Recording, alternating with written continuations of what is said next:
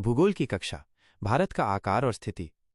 एक दिन की बात है, कक्षा 9 की छात्रा वंशिका पाठक अपनी भूगोल की कक्षा में बैठी थी। आज उनके गुरु कबीर उन्हें भारत के भूगोल के बारे में पढ़ाने वाले थे।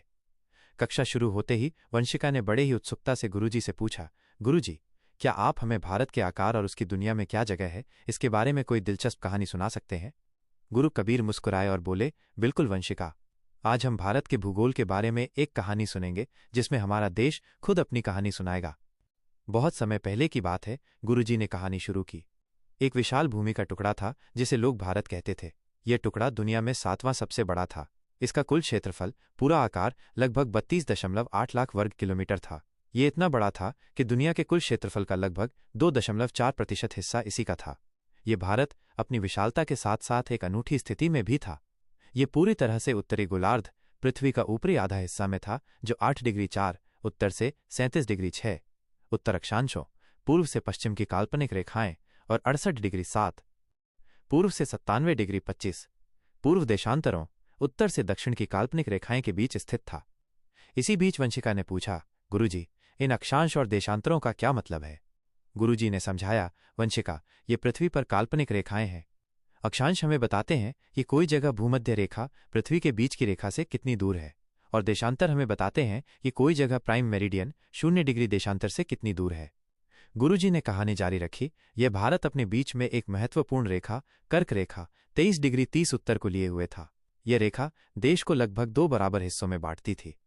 भारत के पूर्व में बंगाल की खाड़ी और पश्चिम में अरब सागर था, और ये दोनों मिलकर एक सुंदर त्रिकोण बनाते थे। उत्तर में हिमालय की ऊंची चोटियां थीं जो इसकी रक्षा करती थीं, और दक्षिण में हिंद महासागर था जो इसे एक अनूठा महत्व देता था।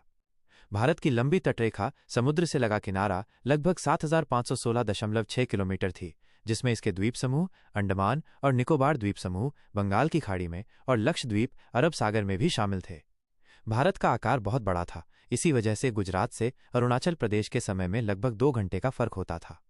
इस समस्या को सुलझाने के लिए 82 डिग्री 30 पूर्व देशांतर को भारत की मानक याम्योत्तर रेखा स्टैंडर्ड मेरिडियन माना गया, जो उत्तर प्रदेश के मिर्जापुर से होकर गुजरती है।